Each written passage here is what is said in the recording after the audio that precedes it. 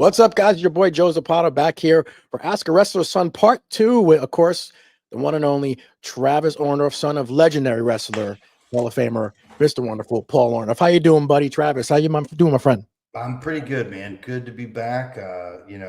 My goal this time is to get through as many questions as possible and not elaborate as much as I am inclined to do without any requests. Nobody asked for all that stuff, and I'm like, I'm crazy. I'm sorry. I want to thank everyone that sent in those questions. I'm going to get to as many as I can and everything. Thank you so much, Travis. Of course, I love having you on. You're the best. People love. Actually, I get a lot of comments about you, how great you are, and how in-depth and just emotional you are when you tell your stories. So here we go. I'll tell you this, and I'll tell you this real quick. I had somebody reach out to me the other day, and they said, I wish I could have asked your dad how to be as intense as he was. And I responded back. I said, I'll be honest. I don't think you can teach that. I don't think that's something like, and the story was Bill Watts had, I think I told Bill Watts had said to him, if you don't show me something tonight, like you don't have a job next week. And my dad went in there and went crazy, hence the OP on his trunks, outpatient. He was nuts. But it's like it was, there was so much chaos and how fast his brain worked. I think I told you, somebody told me recently, like I make coffee jittery, right? Like I don't know how else to be, but at peak levels, I'm either sleeping or I'm at level 11. There is no in between, and it's a blessing and a curse. So I do it different than my dad, but like when you do things and a lot of it's mental. It's all these things you inherit your behaviors.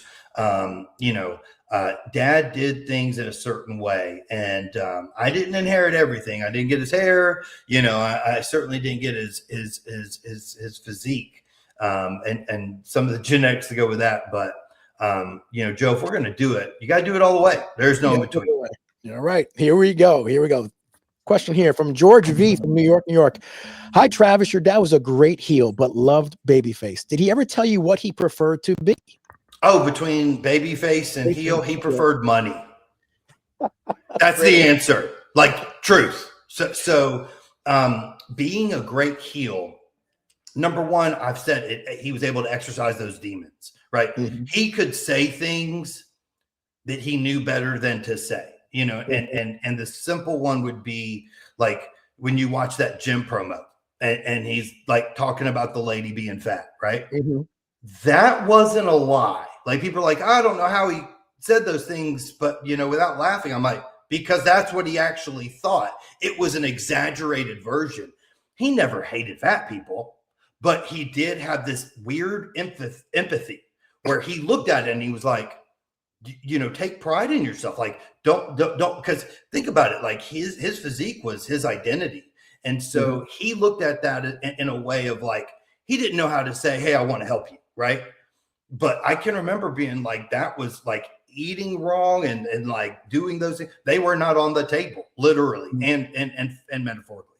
But he loved being a heel because it paid the bills better. Right. Like, there were baby faces in WWF at his time, but think about it. People talk about Hogan and then they go to like Roddy Piper. They go to even Macho Man was a heel. My dad, like you don't really, you heard about the one baby face Hogan being really, really, really popular, but anger. And this is the way I'll tie this together. Anger is the easiest emotion to evoke because it requires nothing of you. Like being angry is easy. Love is hard. Yes. You have to exhibit patience. You have to be willing to take ownership. You have to be like, and so as a heel going out and being the arrogance and dismissive, he grew into that stuff. It wasn't really in his heart, but it was an exaggerated version of his identity. But at the same time, if you think about it, like going out there and getting people upset, that psychology, like for him, that was so easy. And to this day, I can tell you, like I had a conversation when I interact with people on the internet, like I am floored how little I can say that will push their buttons. Right. And you can come at me all you want, and I just am like, man, you're not going to hurt the one feeling I have left. Like, you just can't. So, and for the record, that wasn't your mom in the video that he was looking at. People think that was your mom. Yeah, no. But they weren't like if you look at a picture of my mom in the late 80s, like they do look alike. Like, that's not too far off, right? But no, that's not my mom. She was an actress.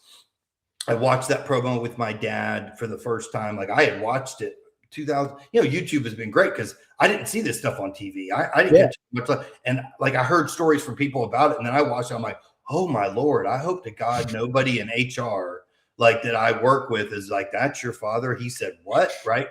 And when we watched it, he got a little teary eyed, and he's like, I cannot believe I said that, right? Like, and then he looked at me, he said, I went to her before the shoot, and I said, hey, he got her permission, and she said, Paul, go for it.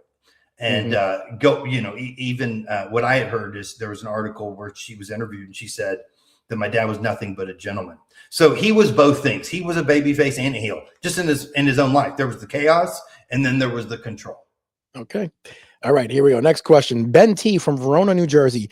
Hi, Travis. Your dad was the best. What do you think your dad would think of today's wrestling? It's not the same anymore. The same thing everybody says. Like, and here's what I mean by that. Like, when I was growing up, and it turns out they were right in a lot of ways. Like, I remember when I started listening to rap music, and nobody understood it, and it's not Motown, and it's not the 60s, and like everybody thinks their music was better than the generation's music that is out.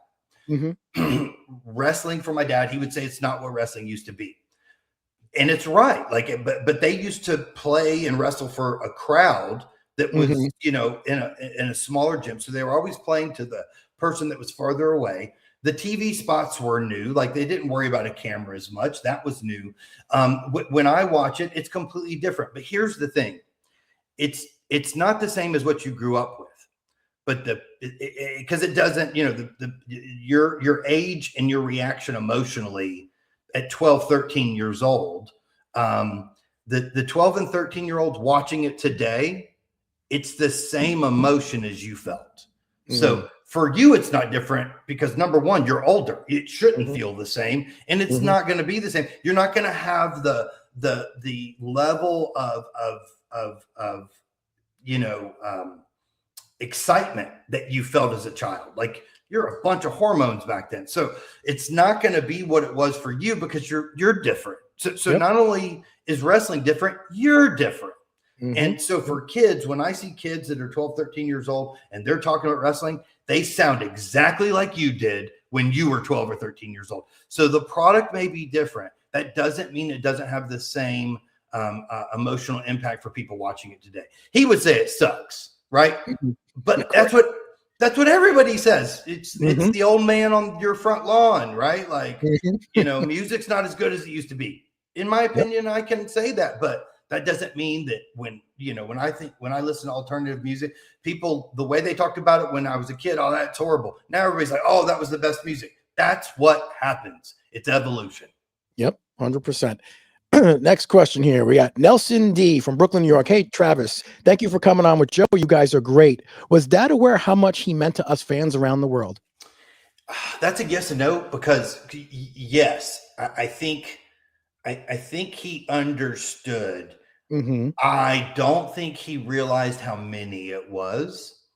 And I can tell you when he would sign autographs, especially as he got older and just more aware, and you get wiser, and he was okay being out of the limelight. Like, he didn't, I see wrestlers now sometimes and they can't give up the spotlight. They can't even give up their gimmick, right? They're still kind of rude if they were a heel, and it's like, dude, like, let it go. But they live with kayfabe. But when I saw Dad meet fans, like and I hear this all the time from people, they're like, man, when I met your dad, he was so down to earth. We had a conversation. And I would see him, like, when they had a line of people coming up to get his autograph, like, he treated everybody like he had no clue that you liked him, right? Like, so I think he understood. What I don't think he understood is he lived his life the way he did, and he was always trying to be positive and lift you up. he gave, I've heard so many stories from fans about, I met your dad. He gave me, this advice about obeying my parents and going to school, and, here's how to eat, and here's how to work out. And they all have the same story, but it's different. Mm-hmm. I don't think he knew the impact that had and how it changed those individuals' lives. I told the story the last time about the guy that used markers on his arms. Like, I think to know you said that, or you lived this way and your physique was what it was, I don't think he realized how many people that made life-changing decisions because of his work and his physique and the words he shared. I don't think any of us ever understand that, really. Like, the value of a life when it comes to an end is the people that we impact. And then the people that by making those decisions, like, that changed people's lives, which those people then change other people's lives. So the impact is much bigger than I think any of us can actually fathom. No, that's great. All right. Next one here. William B. from Emerson, New Jersey. Travis, your dad never had a gimmick like these other people. He was the gimmick, being jacked and intense. I heard him and Hulk Hogan have the largest outdoor attendance record. Is that true? I think it was true. I think it's since been broken, but the big event, as I understand it, and I've heard so many different numbers, but I think the expectation was like 12,000, and it ended up being, I've heard numbers from 68 to 73,000 people. You're right. Like, I think the best gimmick is the exaggerated version of who you are. Right. So Dad's intensity is, like, was he that arrogant? Kind of at times. Like, he knew what his body was, right? And that was, I think, part of the reason when he left wrestling, because he was hurt. Like, his identity was built around what his physique was. And when that got taken away through injury, it redefined him. And I think it hurt his ego, right? But his intensity, and, like, again, when people saw him, or even to this day, I wanted a body like your dad. And I'm like, yeah, but that wasn't what Dad was in love with the gym. The byproduct was he looked like that. And he ate the right way. He did all those things, but don't fall in love with the reward. Fall in love with the process. 100%. And we were just talking about this. Actually, this is kind of Bill N. from Montclair, New Jersey. After your dad's nerve injury with his arm, did the injury frustrate him to retire? How did it affect him? Oh, man. So there was a mentality within those guys at that time from the territories where you didn't give up your spot. Like, it didn't matter if you were injured, because you knew that would cost you potentially your job. There's no contracts. There's no real side deals. Like, when they started, like, it was perform or you don't get paid. There was no time off to heal. No. And again, in the 80s, that procedure they were suggesting would have been barbaric. And it would have left a scar. And, like, he cried when I got tattoos because I was scarring my body. Right.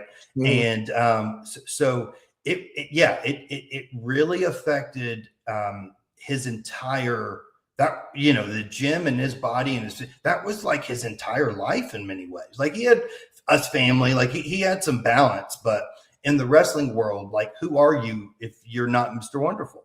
Right. Are people going to value the same? I don't think he valued himself the same. Now, that being said, he was also tired.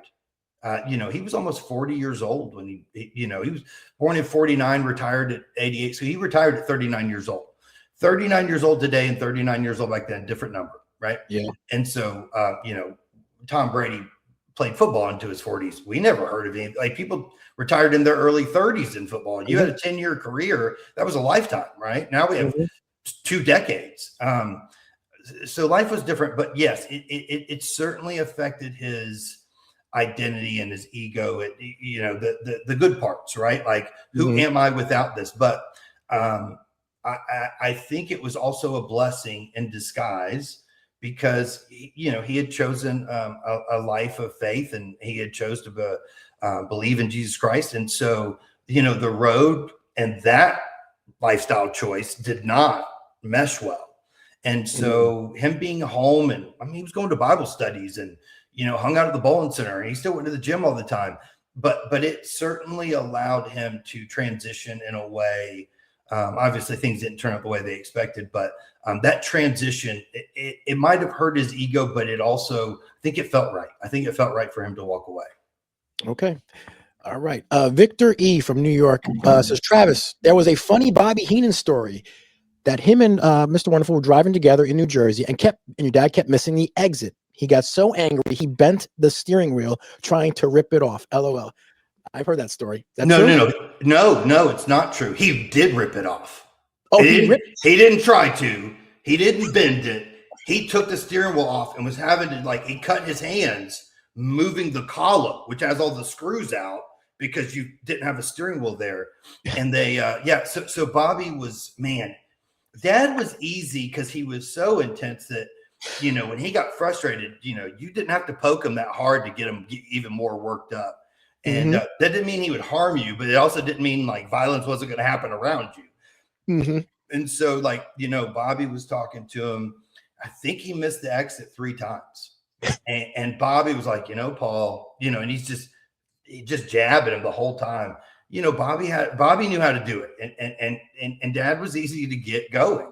But yeah, he took the steering wheel off. They pulled the car over with the column to the side of the road. And I think an ambulance came and gave him a ride to the stadium in the event. And yeah, and I saw him bend a car door the wrong way. It was one of those big old Cadillac doors. Oh, okay. And it was complete. And he had an overwhelming level of strength that was hard to define. And is just very rare. No matter how big his body was. Even as he got older, he may not have been as big. He might not have worked out. He didn't lose that. He didn't lose that farmer raised type. His fingers were like sausages. Wow. And his strength was legendary. Truly was. Wow. So was his temper. Tim D from Paramus, New Jersey. Travis, I've always wondered, Hulk Hogan had a workout set for sale, but instead of him doing an advertisement for it, they had your dad. Why? Mr. Wonderful did have the better body. Well, then you just answered the question. Okay. Go look at images of when my dad, went babyface after WrestleMania 1, and there's a picture of my dad, Hogan, and Mr. T in the ring. My dad, you can count his obliques. Hogan carried extra weight. He didn't, most of those guys, either you saw the ones that were really, really, really jacked and, really, really, really thin all the time. They had, bad tempers. It's because they took steroids and they never stopped. There was no cycling of it.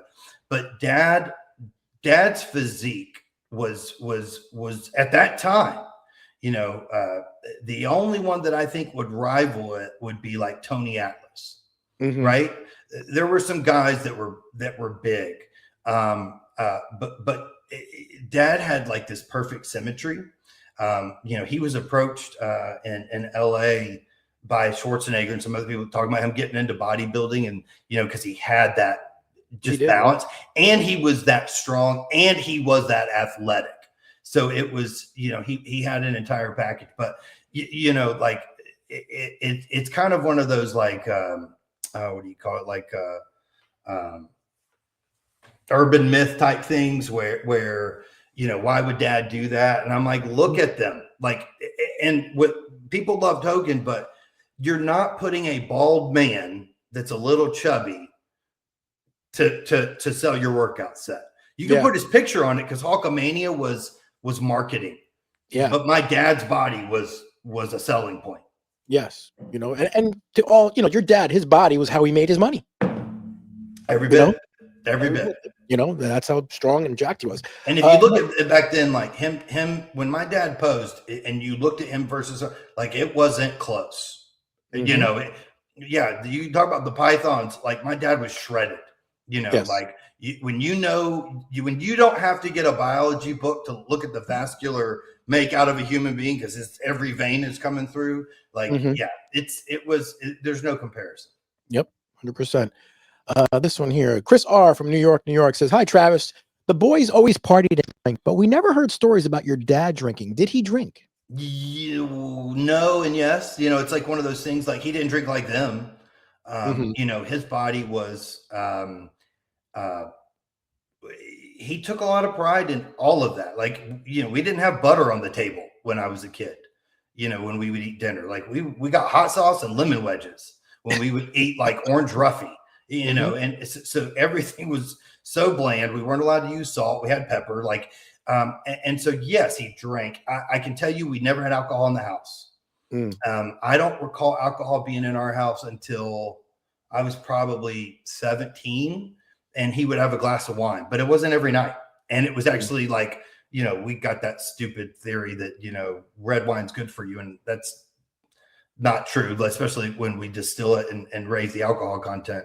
And you don't have to agree with me. There's a lot of studies to support that there's no benefit to alcohol at all. Even one drink a day. But that's a choice you make, right? But yes, he drank. There's stories of him going to Studio 54 with Andre, and there was drugs and all that stuff was available.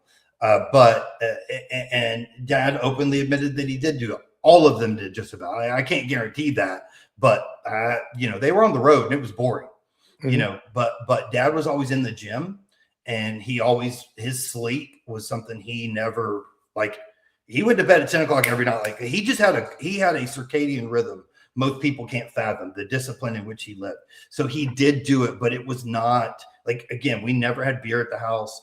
In fact, I don't remember being a beer at the house where Dad would drink until his 60s after his cancer. And so he did drink, but it was a rare occasion. It wasn't the norm. Yeah. I believe alcohol is the worst thing you could put in your body. It should be banned. It's horrible for you.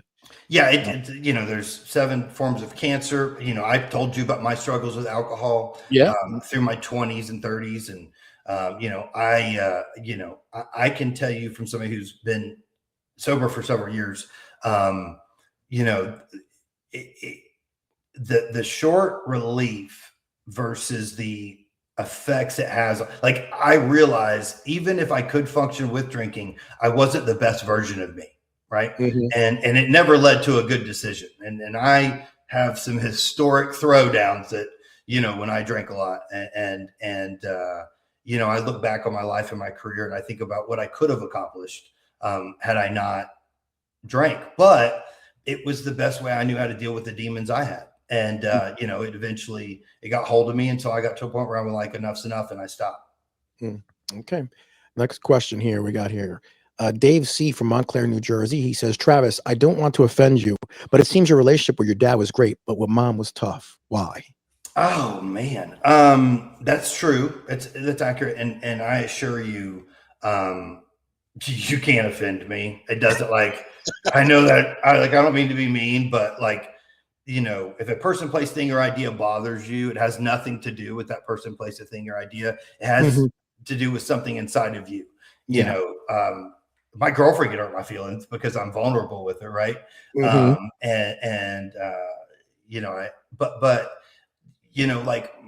mom had a mentality. I think there was some bitterness. Well, I know there was some bitterness there. When I was growing up, my mom didn't say the nicest things about my dad. And, they met when he was in high school. And so, he was famous. He was on the road. We all know what happens on the road, and certainly back then, not something to be proud of by any stretch of the imagination. But my mom was,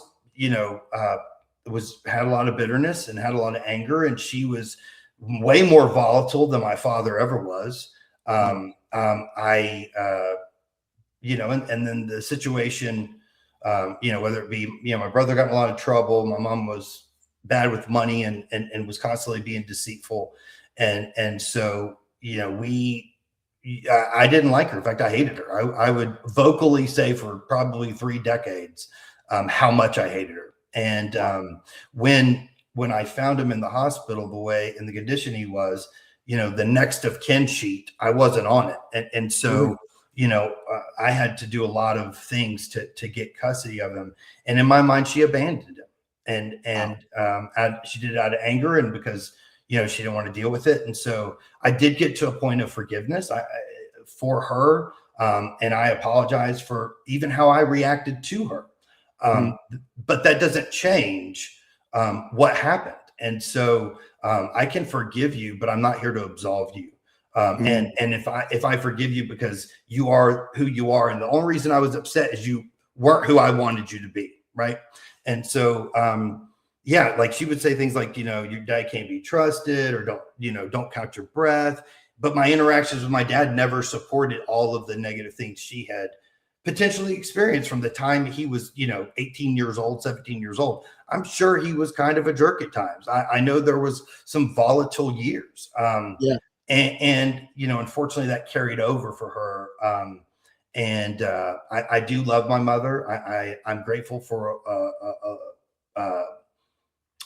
a lot of things, but there are still some realities of when people do certain things and act certain ways, and you are a victim of that circumstance. The thing about it, Joe, is I was so angry and bitter about all that. And, even, my dad almost lost his house, and, there's so many examples I could go into.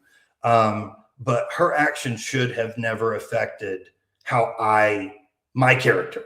Right. And so there was a point where I looked at her and I realized I was doing the same thing to her that she had done to my dad. I was just as guilty. I had all the reasons in the world, I thought, for being bitter. I'm sure she had a justification for it too. But for me to treat her that way is no different than how she treated my father.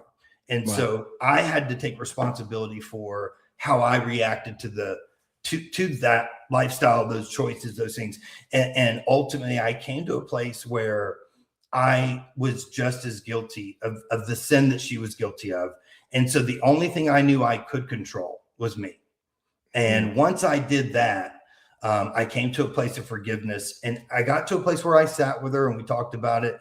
And the sad part is she couldn't forgive herself because if you treat somebody bad because they treated you bad, eventually you're going to feel guilty about it. Like it's, bitterness destroys the vessel it's stored in far worse than who it is poured on.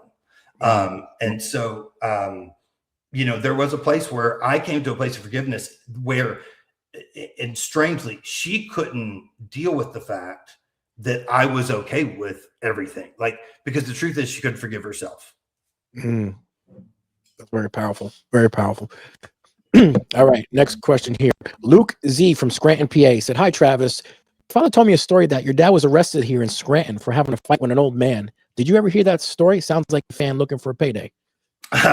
So I have the newspaper clippings and the the news we have the video of the news report on our web pages. And so and in fact, it was really funny. This happened recently. So we posted it. I don't remember when, but I guess the granddaughter of the guy that he, Uncle Elmer or something like that. Anyway, so what happened is Dad was leaving the ring, and one of the fans, I can't tell you which one, and I don't know that Dad knew, hit him over the head with a chair. And when he got hit by the chair, he turned around and popped the first man he saw, which was that old man. So what I'll say is the granddaughter, I think it was like, he was or uncle. It was her uncle. So he was a wonderful man. He didn't deserve that, Mr. Wonderful, blah, blah, blah. I'm like, bro, why would you be in the vicinity of him that you would be in a position to get your teeth knocked out? So they did arrest him. And he shows up to the police station with a lawyer in like a Adidas tracksuit, and they ended up settling out of court. I think that, Dad bought him new teeth. You see this guy in the hospital bed, and then I guess he was there with like his nephews or something. And it's like this, big country dude, like wearing overalls. And, you can imagine anybody named Elmer, what comes with that territory. And no, I don't think the man deserved to get hit. At the same time, it's like, I wouldn't, you can be found guilty for being in the wrong company. And, being in the vicinity of my father when he gets hit by a chair, it wasn't like my dad went and reached for him and searched him down and was like, there he is, I'm coming after him. No, he turned around, popped that guy, and needless to say, he left there. Fans did some crazy things, like they did. Yeah. And, back then, lawsuits, what they are today. My dad couldn't get away with that. But back then, they arrested him and the charges got dropped and they never brought any charges. But Buddy was in the wrong place at the wrong time, doing the wrong thing. I don't wish harm on the man, but I also am like, I gotta tell you, what were you doing there? Like, what made you think it would be a good idea to chase down a wrestler you hate, right? Yeah. Which back then they hated him, and I laugh about it. I'm glad nothing got worse for him. He didn't get injured more than his pride and his teeth. If you see people going to chase down a wrestler and there's no barrier between you, my suggestion is you sit back, do not participate. Mm-hmm. Yep, 100%. Superstar Billy Graham had told me a story that before he passed. He said that fans gave him 4 flat tires in the parking lot. Oh, that's nothing. So it happens all the time. Well, I think I told you, like, one time we were leaving, and I think it happened in more than one town, but like this specific instance, I can't remember which town it was. It was either Philadelphia or Boston. But we had parked. We couldn't even park at the stadium, at the arena. Oh, really? We would park, because they hated Dad so bad, so much. And so, like when we left, Dad would have a towel over his head. After his match was done, we were out. We didn't wait till we were trying to get in front of the fans leaving. And so we got in the back of an ambulance. They took us down the street to where we had parked at to be safe. Dad got out. We got in the car and all the fans rushed the car. And he put me in the floorboard of the car while the fans were trying to tip the car over. And the police came and all hell broke loose. But like that happened more than once, and it didn't happen in our hometown or anything. But I can tell you, and I've shared this before, there were people that hated my guts because my dad turned on Hogan, from a young age. And wow. You look back at and it's funny simply because we look at wrestling so different, right? You can hate the guy, but he's nice on Twitter. There's nobody that exists right now that even if you were to get into the political stratosphere, 50% of the people like you, 50% hate you, right? Because of the polling and the structure of our government with Republican and Democrat, and they put each other against each other. Mm-hmm. Back then, it was 98% of the people hated you. And your job was to be hated. So everything you did, you kept character when you left and were in other places. Now, my dad didn't do that. My dad always signed autographs for kids. I never saw him be a jerk in public. I'm not saying it never happened, but he knew it was entertainment. And so even when he was a bad guy, people would scream Mr. Wonderful, and he would, kind of brush him off. Then he'd look at the kid, and I got a couple stories like this where he looked at the kid and he winked at him, kind of letting them know, hey, so that's a fine line. And I don't think everybody carried themselves that way, for sure. Yeah. Your dad gave me, I remember I was young and I met him at the Meadowlands here, and I called him Paula, but he signed my autograph, kind of gave me a little thing and said, all right, get out of here. Fooling around. But that was your dad. He was really awesome. Yeah. He going back to the question earlier, did Dad really realize how much he meant to the fans? And you remember that story of him being the bad guy where you loved him and hated him at the same time. Yes. You wanted to call him Paula because you wanted to get him riled up, right? Yeah. You had this control over him as a fan, right? That is an emotion that is hard to describe to people. You hate somebody so much, but somehow you idolize them. And when you meet them, you want their autograph, but you also want to tell them the thing that he freaks out about in the ring. It's a weird dynamic, right? And I think he overall, he wasn't perfect. I think he honored that. He knew fans are the reason he was there, period. and so I think he found again, I'm sure there's some stories out there where he didn't do that, but the overwhelming majority, I think I've gotten one story in 4+ years that was like negative about an experience with my dad. And when they tell me it, I'm like, it's not true, but it's like, well, what was your perspective? What were you doing? What was the, I don't have all the circumstances. I'm sure it's true. Right. But I still tell people on my Facebook page, like, cause I like to have fun with it. It's still my character and integrity out there. So I don't push it too far, but if you're respectful, I'll be a babyface. If you're disrespectful, I will be a heel. And I had somebody the other day, this is, again, I'm going to take my jabs. I'm hoping it's fun because I'm having fun with it, but I'm going to play into it. But it was talking about my dad did this breakfast commercial, like what you should eat for breakfast. And the guy asked me the question. I was like, well, here's what he ate. This was a normal breakfast for him. Like if we went somewhere and he would always say, I want my eggs and my chicken dry. So if they came out with butter on them, like he would take the napkins and start sopping it up so that it got rid of, because that was bad for you, right?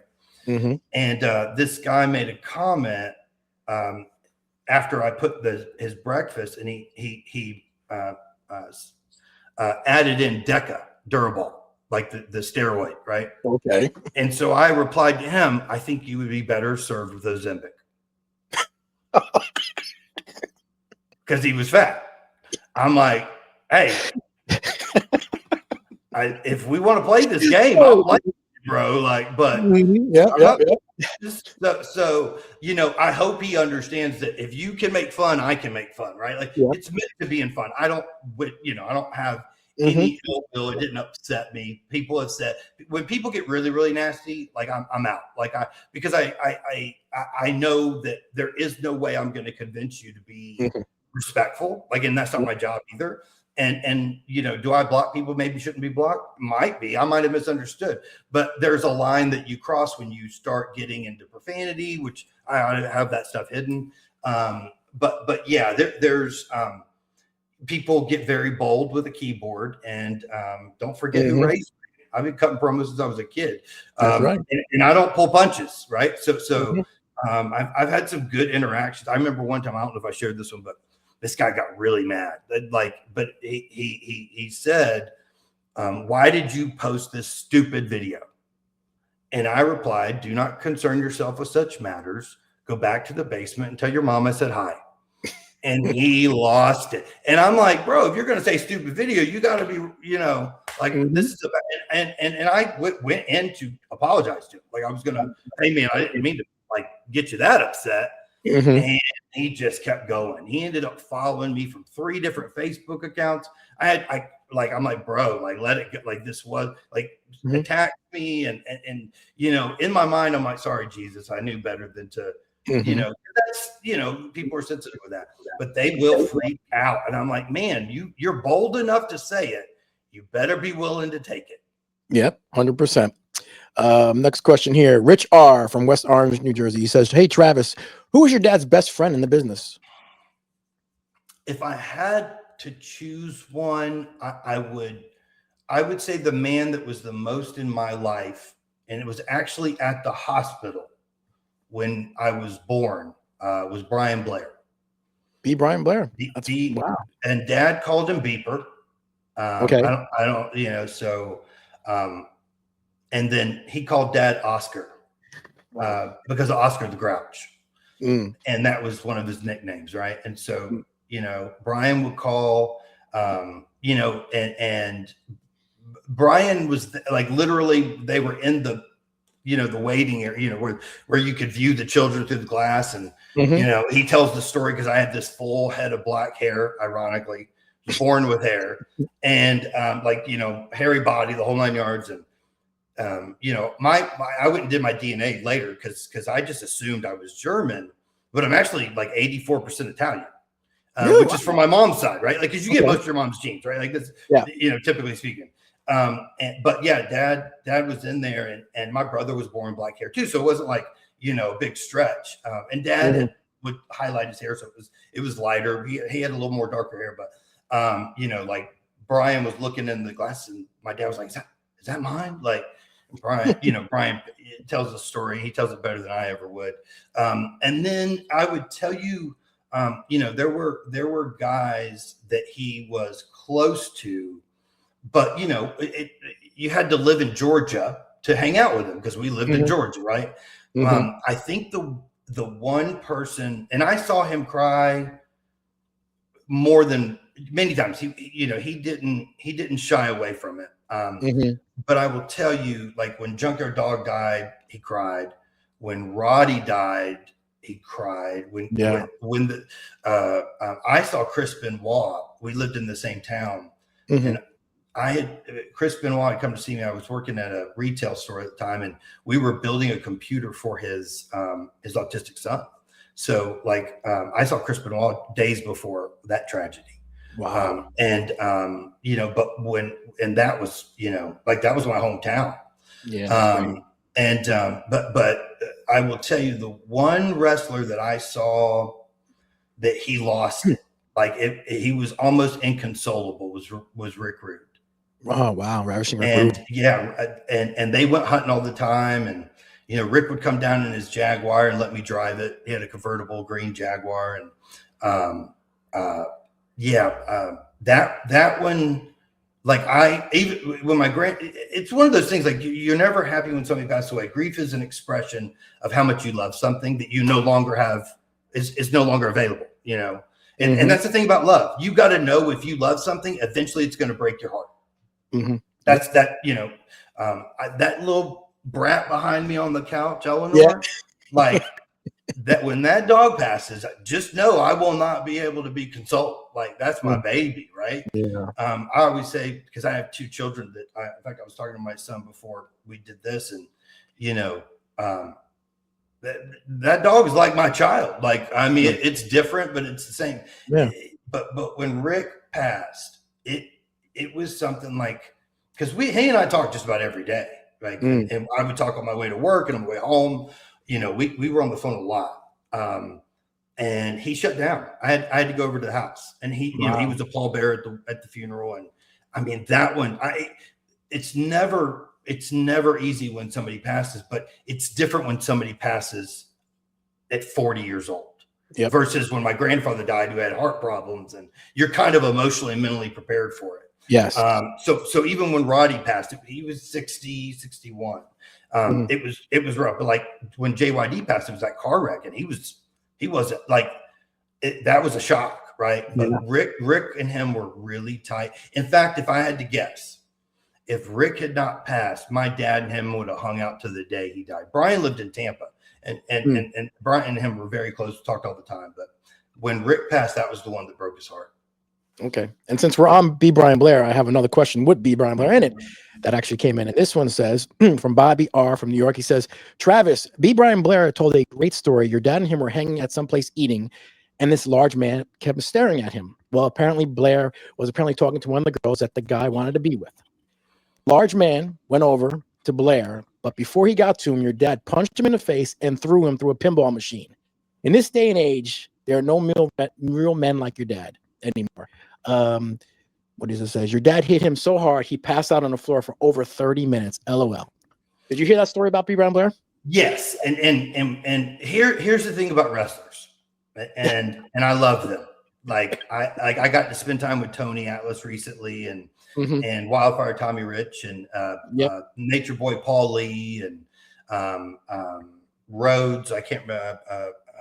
I always forget his first name, but it's Dustin. No, I can't remember his name. It'll hit me. Okay, but it wasn't anybody that was as famous, but he was definitely if you knew wrestling, you knew him. It just escapes me right at the moment. So things were different back then, right? Yeah. My dad used to bare knuckle fight in a parking lot, and of the bar his father drank in. And he'd come pick them up. I mean, people sit behind a keyboard. I think 70% of the country is overweight. We're less active. We're sedentary. Think about this. When my dad was born, they didn't have hot showers. Jesus. We've only had hot showers for 50 years. We've only had HVAC for 50 years. Like wow. It's, you know, we live in a time where we don't have to be uncomfortable.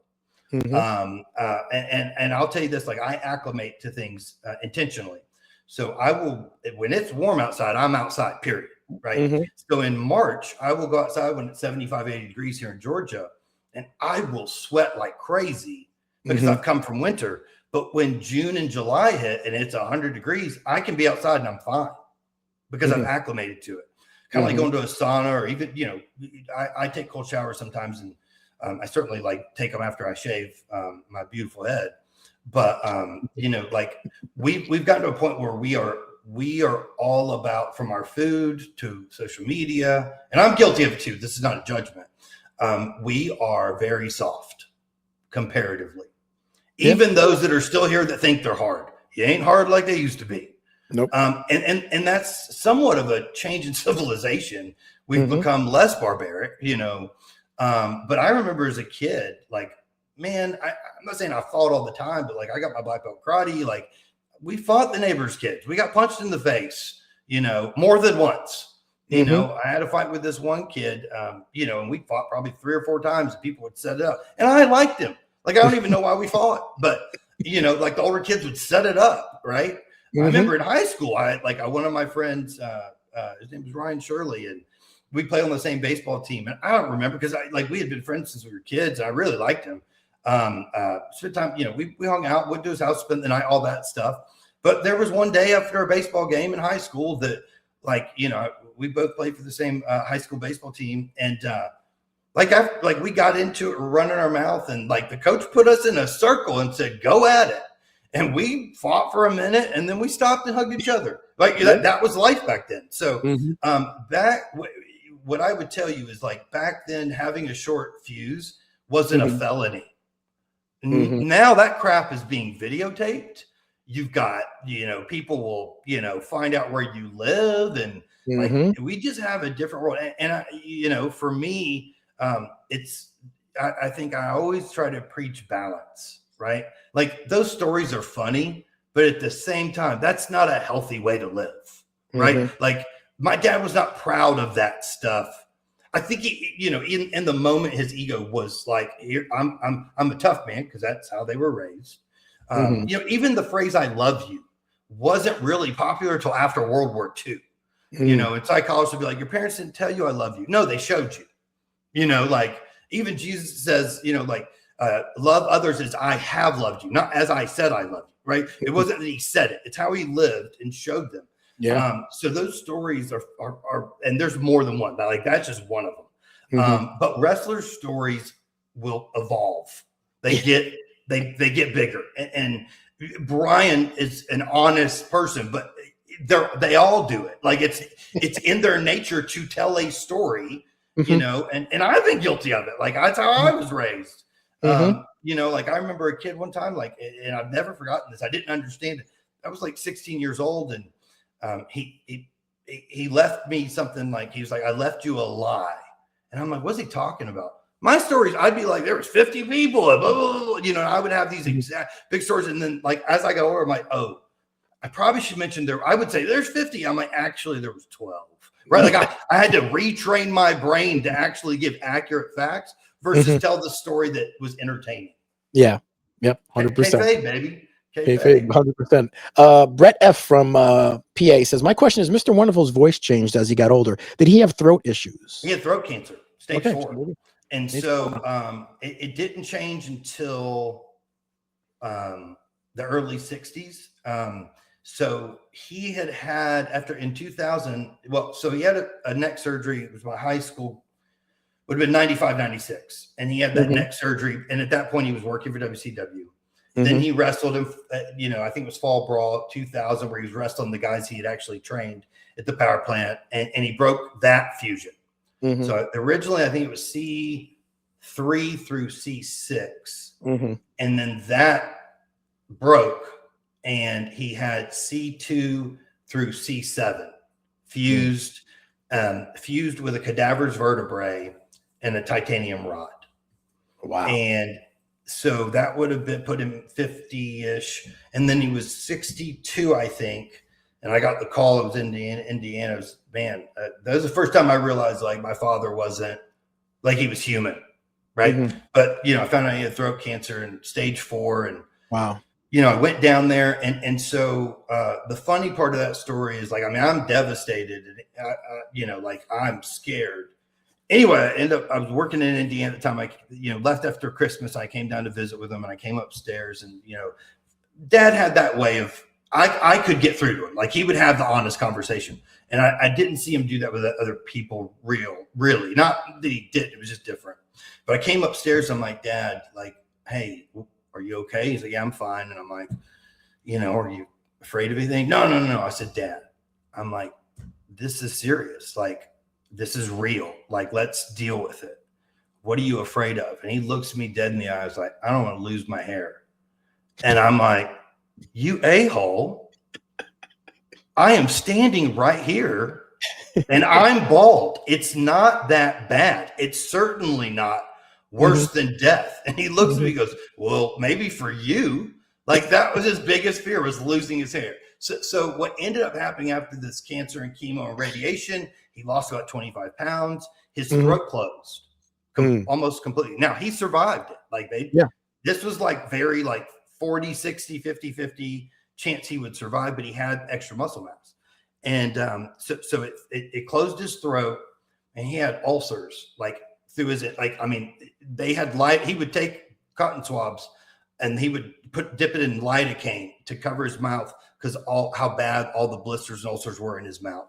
Wow. They went in after the surgery and tried to stretch his throat, and they did that 2 times. And at one point they were just like, hey, we can't do any more. So that was the main reason for his voice changing. Okay. I mean, mine's gotten a little rougher as I've gotten older too, but but that was really the biggest difference. If you see some of those videos of where he's talking that way, and it was very, very raspy, his throat was closed. In fact, when he passed, the reason that, the doctor was like, hey, his brain has quit telling his throat to open. And so when he would drink or eat anything, they were like, he's gonna die a horrible death. He's gonna asphyxiate because something's gonna go into his lungs. And so he got to the point where he literally had to spit something out of his mouth for years. I mean, it was gross. Like it was hard to listen to because he couldn't swallow it after the cancer. Wow. Very tough. Ben R. from Ridgewood, New Jersey. Travis, were you ever jealous of wrestling fans because your dad may have gave them more attention at times when you guys were spending time together? Jealous. I don't know that I was jealous. I was definitely, I hated you guys. Okay. Hated wrestling fans. I mean, genuinely, it was, I think I said this before and I may not have, but like, I remembered this memory very vividly of going up when I was on a baseball team, and we were playing for state championship, but during the playoffs, this was one of the rare occasions Dad could be at my game. And so he was sitting in the stands. I remember I was going up to bat, and I looked up, and he, there was a line of people, like 40 or 50, like legitimately a line that wrapped behind the dugouts, like, and around. And I'm like, I remember being angry. I'm like, this is all I get. That's tough. And then there were times we'd be at dinner. And so what I'll say is Dad would say, hey, my son's up to bat. Give me a second. But, I would just catch that glimpse that I just wanted to be like, I remember one time my mom got a speeding ticket she got pulled over for speeding, which was very common with her. And the guy came up and he gets her name and everything, and he comes back and he ends up like letting her off and doesn't give her a speed ticket. And he says, Mrs. Orndorff, blah, blah, blah. But I think he called her Mrs. Wonderful or something like that. Like it was one of those things. And so my mom just gets a warning. And I was 8 or 9 years old, and I started crying. Like I was bawling. And she was like, what's wrong? And I said, I just want to be treated like we're normal. I just want to be normal. And so it wasn't jealousy. It was more of just, man, like I just, I'm a kid. I want what I want. We're all selfish. Like, we were born wanting stuff. It was food we cried when we didn't get our way as a baby. Right. So it wasn't jealousy. It was frustration. but you know, the end of that story is I would get on social media throughout my 20s and 30s as it came out, and I would. Now, granted, I was I had my own issues, so this isn't any of wrestling fans' situation. But like as I got older, I tried to embrace it, and then that was the only way I felt like I had value. You know, I would bring up who he was in my 20s, and then during those periods, I would like get online, and then I would start getting questions from people, or they'd follow me for that reason, and I would get angry because I'm like, man, I can't just be me, right? And so I would get off social media. So I didn't have any social media for years because it was overwhelming. And then, you know, when Dad passed, and I, you know, he had always wanted me to build out what we've done with his pages. And I didn't have the physical, mental capacity, nor the know-how or the drive to do it. I didn't want to. But when he was, you know, when he was about to leave, I made him a promise that I was going to make sure that I honored that request, right? I didn't know how I was going to do it. And then Tyler Ellenick from, you know, that's my boy. He messaged me. And what I'll say is I thought when I did those pages and these podcasts, even like, you know, I am trying to simply be a blessing to one person. If that's reminding you of something that happened, and I'm not perfect. I'm my walk and my faith, it's a daily struggle. Like and finding balance with this can be difficult. But I thought I was going to tell you about Paul Orndorff, my daddy. I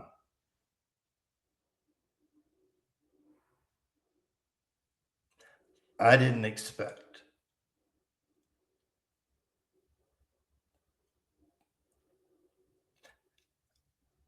I didn't expect I would find out about Mr. Wonderful. That name, Mr. Wonderful, it didn't mean anything to me, really, at all. It didn't. And I'm telling you, God's honest truth. If it wasn't for the fans, I don't know that I would be here today. Wow. They helped me grieve.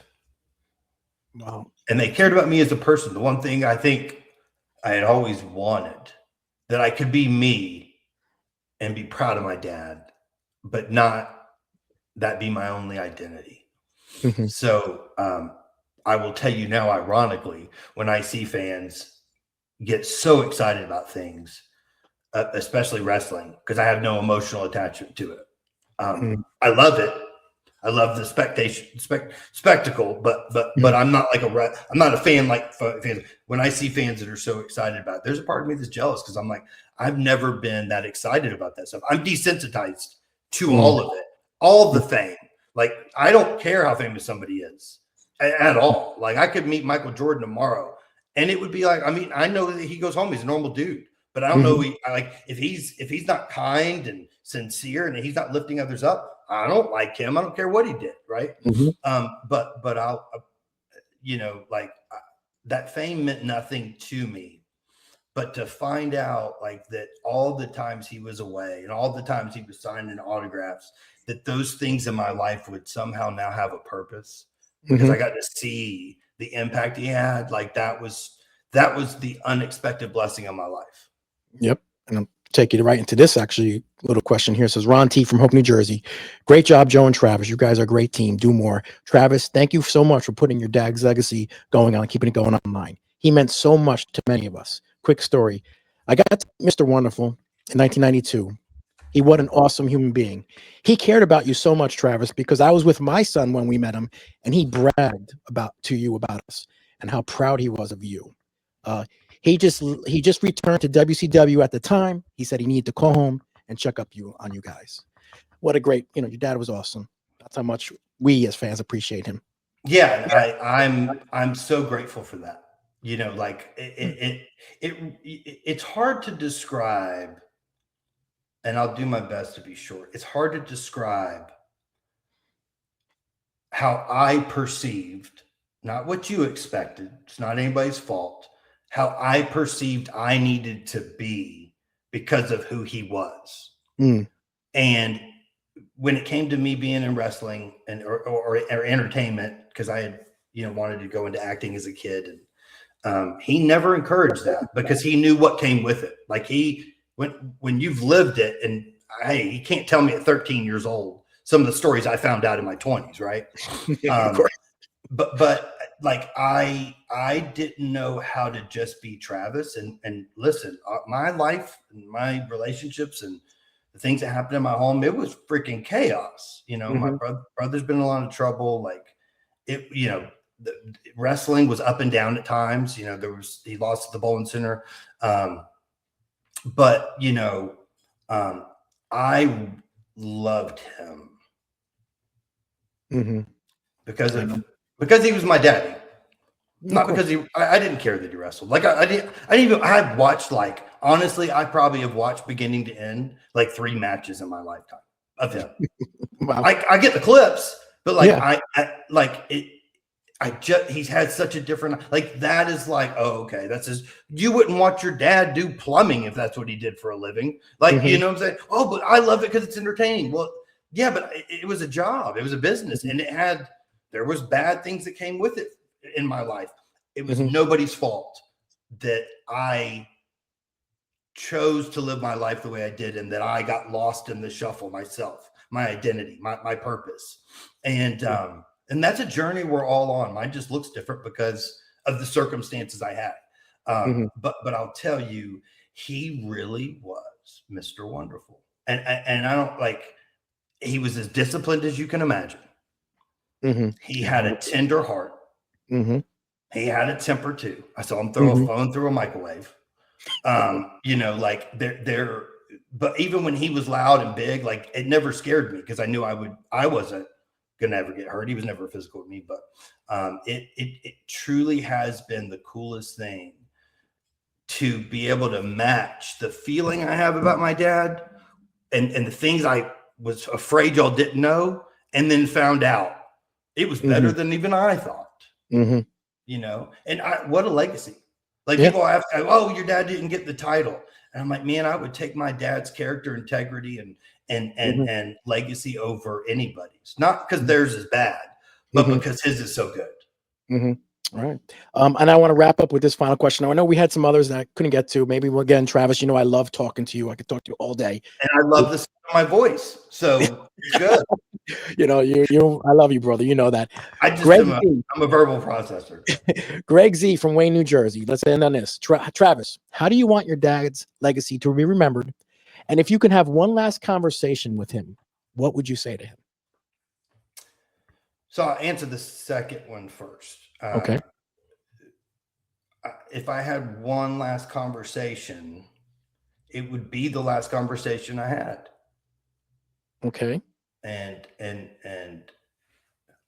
like, I'm not delusional that when you're talking to somebody that's in the physical situation he's in, that there's a level of comprehension, right? Like that, oh, he can hear me, like, the brain waves. I mean, I that to me is hard. I think people say that, and it probably makes them feel better, but like, I don't have that delusion that happened. I don't know. I can't imagine his brain was where it's at, because of the damage, that he fully understood what I was saying to him. But I made him 2 promises. And one of them was, I will make sure that they don't forget your name. And I will build the social media. I don't know how I'm going to do it. And then it was, I promise that I'll become the man that you knew I could be. You've done both. That was, well, we're still on that path. And then I think the way I want my dad's legacy to be remembered is exactly what I've tried to share, which is love. Like, when I talk about my dad's legacy, I'm just talking about how much I loved him, and how much I respected him, and how much you got to enjoy his life, and like, all the discipline, all the workouts, all the travel, all the diets, all of that stuff was meant to bring some level of joy to you. And it's funny how many people will say this. They'll say, oh man, growing up, I hated him. And now I love him and I appreciate him so much. And I'm like, then he did his job. That was so when people think about his legacy, like, yes, he was in the gym 5 days a week.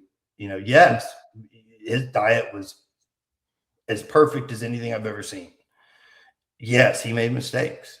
Yes, we had arguments. The end was tough, and it's tough for people to see.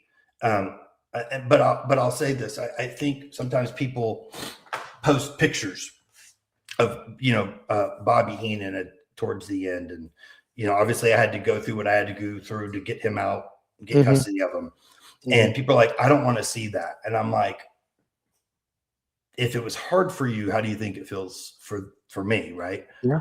But what I would say is, by facing the reality that at one point in time we're all going to be gone, like Joe, like I don't know when our last conversation will happen. Yeah. Right. This could be the last one. There's no promises, right? Yeah. But those images as these men that entertained you and gave their life, obviously they made money, but they did it because they loved it and they loved you loving it. Like that end that he had made me face my own mortality. And it made me go, I don't want to be remembered for the things that I've done.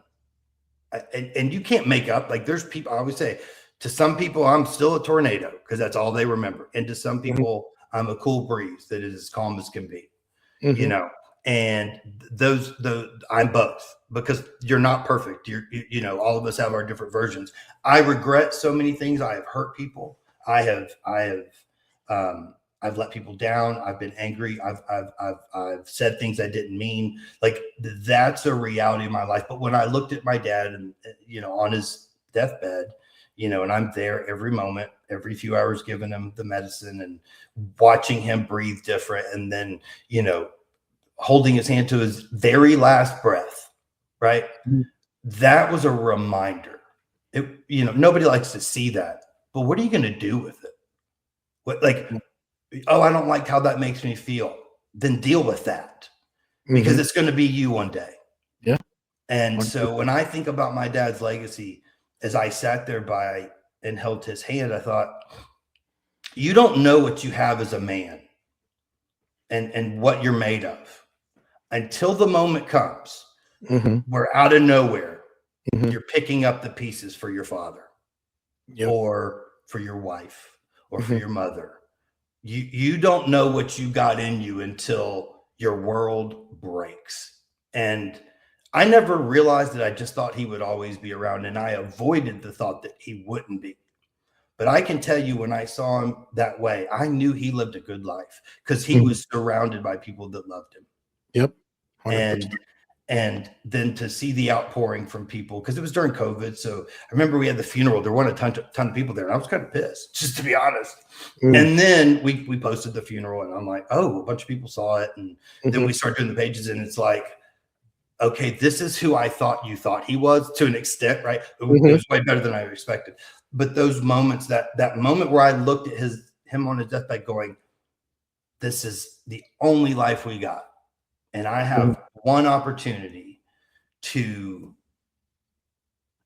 be a blessing to other people, because our purpose in life is not for us to receive things, and that typically doesn't fill us. And there was a psychiatrist that said, if you want to know yourself, lose yourself. If you want to find yourself, lose yourself in the service of others. And so his legacy is that he loved you, he loved Jesus, he loved me, and all of these interactions are an extension of a life well lived, not perfectly lived, but well lived. Because based on his conditions and his environment, the way he grew up, it doesn't make sense he was as loving as he is. It defies the odds. It doesn't make sense he came out of a trailer park in Florida and then headlined WrestleMania 1. He's not the most famous wrestler. by any stretch. And I've seen some really good things that wrestlers have done. But on the whole, the business is not the prettiest of all of, and entertainment in general isn't. But the wrestling has a lot of rough edges. And in all of that was a man that gave his life in service of others, even if it didn't always seem like that was what it was for. And so his legacy, and I think all of ours, should be to not allow life to dictate our character, and to define our lives by the mistakes we made to help others, and ultimately to learn how to serve others. Because when I look at the impact he had, most people would think it's because of the fame, and I would tell you it was because of his love. 100%. Your dad's looking down right now from heaven, and he knows, you as a person. You're just a great human being. He'd be very proud of you. He's very proud of you. Here's the cool thing, and it's he was proud of me before it. I wasn't proud of me. I wasn't proud of me. In fact, when he would tell me that, I'm like, Dad, you don't know what I'm struggling with. You don't know what I'm going with. Like, he was proud of me.